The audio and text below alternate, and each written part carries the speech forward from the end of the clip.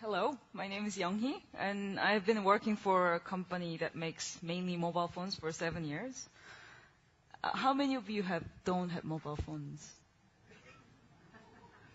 Remarkable. Maybe I will talk to you afterwards.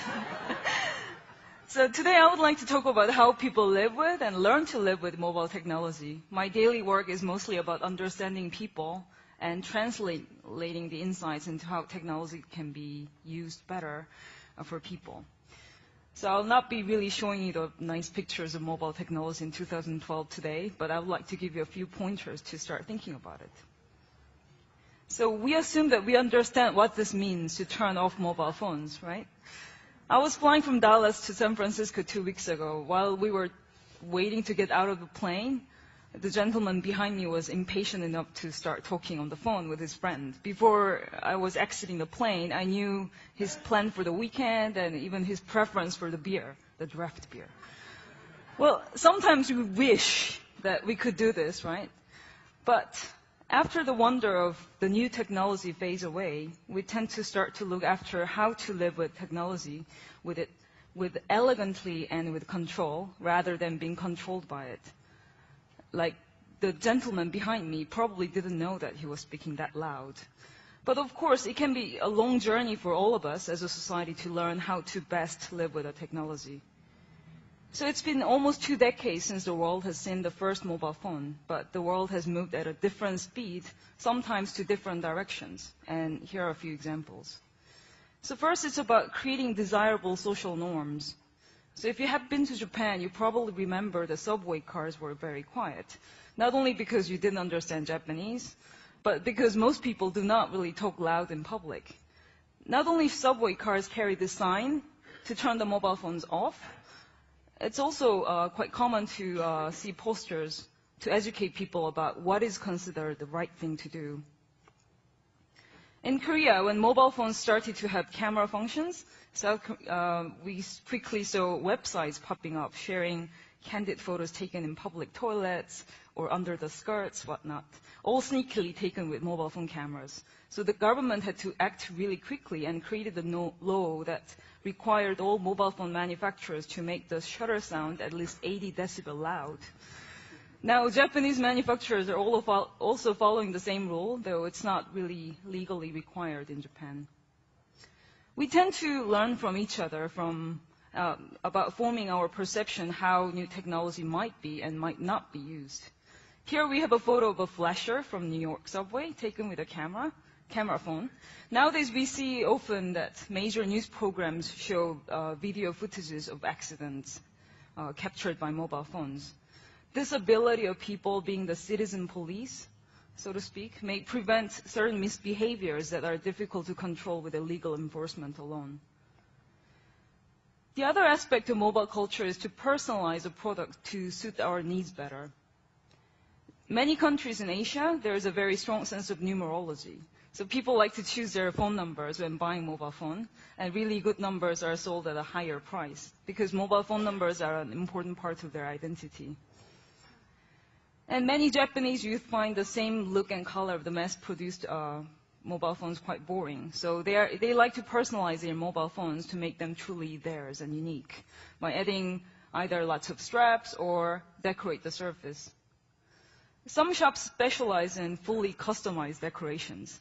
And often nail salons offer this service so that customers can even have matching nails with a phone. And personalization is not only for the skin dip. So I brought my own phone to this shop in Bangkok, and he literally interviewed me for a while what I want to have. So a few minutes later, my phone came back with more memory, ringing tones of popular Thai music, and maps of Thailand and public transportation schedule. Too bad that I couldn't read Thai. These services are not really legal because they are using piracy software, but we could sense a growing perception that people really want to make use of mobile phones as a convenience lifestyle tool. And increasingly, we do see mobile phones functioning beyond messaging and calling. So in South Korea, mobile TV services were available since 2004, and it's now quite common to spot people watching mobile TV in public.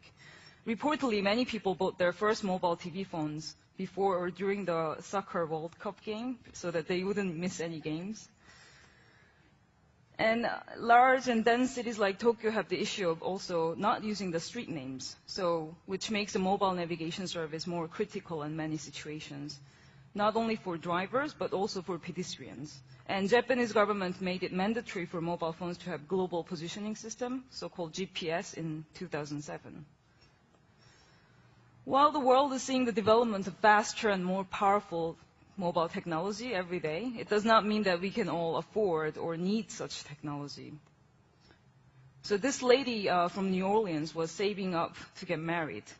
She wanted to save money, so she canceled her calling plan, but kept the roadside assistance for emergencies. So for her, mobile phone was a very different use. In India, often people use mobile phones just as a phone book because they want to use public call office to make calls cheaper. And there are still many parts of the world, including some of you here, that are far away from being connected. This is a picture from Kampala, a city in Uganda, as most people do not have access to the power supply. Some have the mobile phone charging service as a business, and often these businesses are powered by car batteries. And in remote villages out of city, normal mobile phones don't even work because the network signal is too weak. So there is a kit offered by operators called Village Phone, which includes a special power booster for mobile phone's antenna. Often with a small loan, people can buy this kit and start their business as mobile phone kiosk operators for their villages. And many of these micro loans are only available to women. I leave it up to you to imagine why. And mobile phone kiosks are usually very small and installed near the residency of the operator. Operators also act as a messenger for incoming calls and messages for people living in the village. This picture shows that the village people all together erected a long pole going up there to enhance the antenna reception. In many remote parts of the world, the first experience of technology is often through the mobile technology, be it intranet or media use. So this university student in Kampala relied on her mobile phone as a radio which she can listen to even when there is no electricity around. So by 2012, it is expected that about 50% of the world's population will have mobile phones. No other technology product was owned by so many individuals before. So in mobile phone industry, or mobile industry, it is critical to understand the stable foundations on how the technology will be adopted and live its life together with people. So our team created 4 short scenarios showing very different directions mobile technology could be developed into, focusing on different lifestyles and aspirations people have. I shared 2 of them here today, and they are all available on YouTube. The first one I would like to show is about connecting simply with people you care about the most.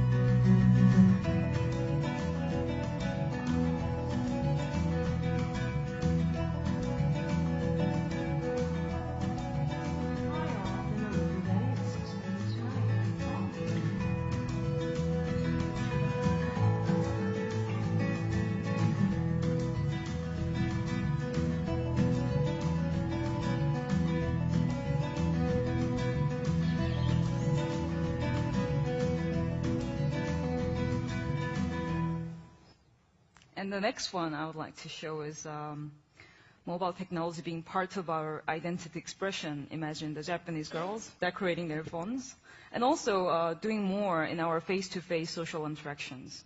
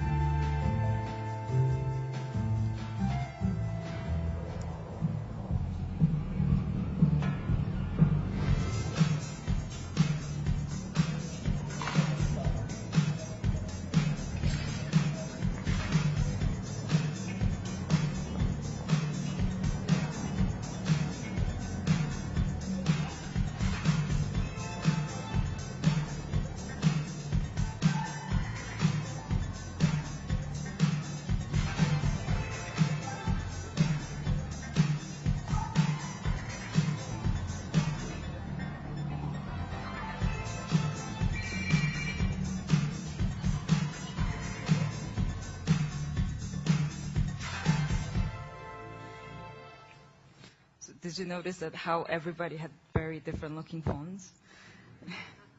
So technology used by billions of people, carried with them every day. It is really slightly different from the web technology in the sense that it coexists with us in its physicality.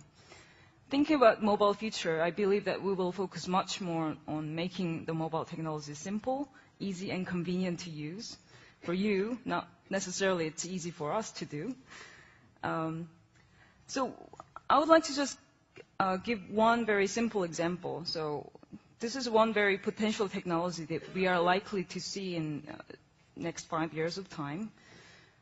This is what we call near-field technology. It's an already used technology, especially for office keys or theft prevention techs in department stores. So what if your mobile phone replaces coins and doubles as your public transportation tickets? This touchless micropayment system combined with mobile phones has become quite mainstream in Japan already. You can charge it with cash in any amount you want. And it's not only faster to pass through the ticket gate, but also more convenient than rummaging through your bag to get the wallet out. So as more people are adopting the system, more shops are joining as well. So you can pay for drinks at vending machines or newspaper at kiosk with the same micropayment system.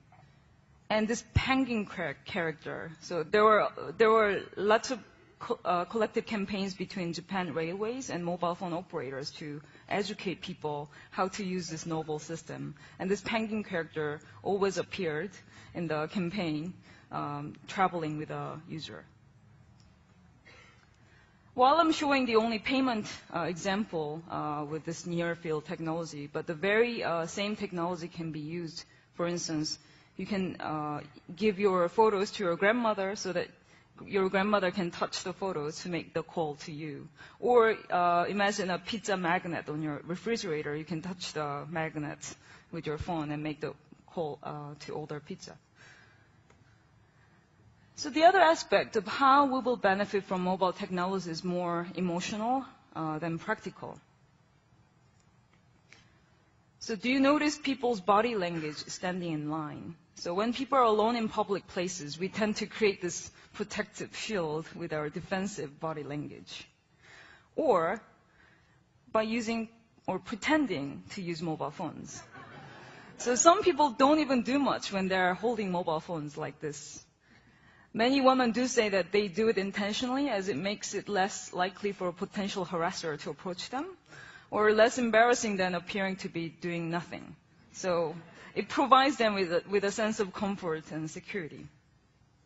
I interviewed this high school girl in South Korea using mobile TV, and her most important use of mobile TV was actually to enjoy her private space in her room without having to channel fight with her parents and sister. So people have many intimate moments with mobile phones, from waking up in the morning, sitting in the toilet, waiting in line, to going to sleep. So making those small moments useful and fulfilling for people would be what designers of technology could work more on. And since mobile phones are with us most of the time, many people started to capture scenes in life that are used to be considered too trivial to be picture-worthy. And often the motivation behind this is to share with other people. This is a picture taken by my friend, available through a photo sharing website called Flickr.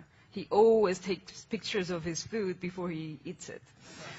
So his mother checks his lunch photos on this website every day, and when he does not upload his lunch photo, his mother sometimes calls him up saying, "Are you skipping lunch?" And over time, this kind of collection, through collections of trivial routines of our life, you sometimes start to realize certain patterns or discover things that you have not noticed about your own life before. And the collection of things start to worth more than a mere sum of individual things. So if you think about this capability, how will our function and meaning of memory change when the whole generation grows with digital memory? Not having grown up in party cultures, I always feel very shy in parties with strangers, like reception last night.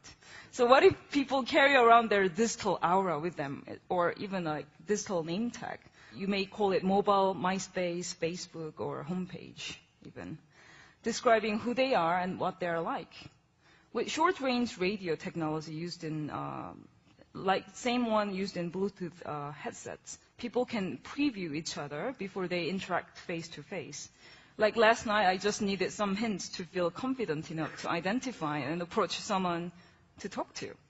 So this can be also useful to avoid the embarrassment of not remembering someone's name by checking it beforehand. So we did work on this idea when we developed the mobile social application called Sensor. If this becomes a widespread practice, how will this also influence the way we get to meet new people and maintain the relationship? So before I wrap up, I would like to share a small example of how we are trying to do the basics right in designing mobile technology.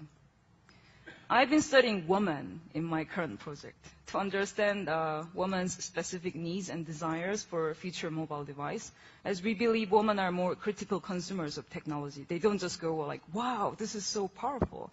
But we do think about what does it do to us? So besides, a recent survey does show that only 1% of women in North America felt that women were taken into consideration in designing technology products, 1%. And this lady summarizes how we are feeling quite well. They just changed the color and make it feminine. That's not fair. Right? You look at the design, it's so masculine. And they just change it to pink, and it doesn't make sense. I don't know, it's just like, who are you kidding with? So we worked with female consumers and non-technology designers to discuss and create ideas of our ideal mobile phones. And many themes came out in this collaboration, and among those, I would like to share what we call the handbag problem today. So this is when we were talking about the ideal mobile phones, and it's about the small bag problem. Slim. Yourself or mobile phone? I'm thinking about myself. Why is slim important? Why? Because sometimes you carry in a small bag, so it has to be able to, like, not to take up room. And then there is a big bag problem. And sometimes when you're out, like going shopping or something, you put your mobile in the bag. In your bag, you like don't hear like the ringing tone because your bag is so full of stuff. Sometimes the sound doesn't come out, so there's like 3 missed calls already. So maybe like there's sort of like a function that you can actually attach like your mobile to the handle of the handbag. Yeah. So it's actually out there, and then you can like just carry it about with you, and you can hear like the ringing tone. And this lady is about having the dilemma between being polite and missing calls. For just women in general, we're not like guys. Guys just put it in their jeans or something like that. So no matter what, they're going to find their phone. But girls, just in general, we're always going to have some kind of bag for the most part. I mean, nowadays bags are designing pockets and stuff because they realize that you need to find this easily. So usually I always keep it here so it's next to me, so if it rings or something, I always feel it. But I have some phones, the vibrate function on it is really low, so it's kind of like you don't feel it no matter what. So I think they should, if you're going to put it on vibrate, it's still going to be discreet and silent, but they should make the vibrate actually work. So my colleagues have been surveying mobile phone carrying behaviors for years globally, and we found out that most women do carry their mobile phones in handbags. And they are very likely to experience missing calls as one of the problems. So some of the ideas that our participants came up with was ranging from lighting up the size of the phone so it can be easily seen in the darkness of the bag, or simply the mobile phone responding to your voice, like calling, "Where is my phone?" Another idea was a wearable phone like a necktie or scarf so that you don't have to carry it in the bag or look like an alien when you wear it. The other idea was to make the phone itself as a purse so that you don't have to put it in the bag but carry it like a bag. So in the past decade or so, we have been focusing on getting connected on the same level with many people we know, whether it's through mobile phones or instant messenger and PC. In the next 5 years, many parts of the world will still catch up with getting connected. But in the already well-connected part of the world, our focus in the next 5 years will shift more to whom we are connected to, trying to be much more in control over how and when we are connected. Technically, we should be able to connect whenever we want to. But as much as we make ourselves to be reachable, we want to reserve our right to what's so-called plausible deniability, like, the network reception was really bad, not because I didn't want to talk to you at the time. Our intimacy with mobile technology will grow as it could do more and more for us than a mere phone. Mobile technology will mean technology that is available for us wherever we are and whenever we want. By making mobile technology naturally fit for our life context, like how we carry them, it will become clearer for us which role we want them to play in our lives. So, thank you very much.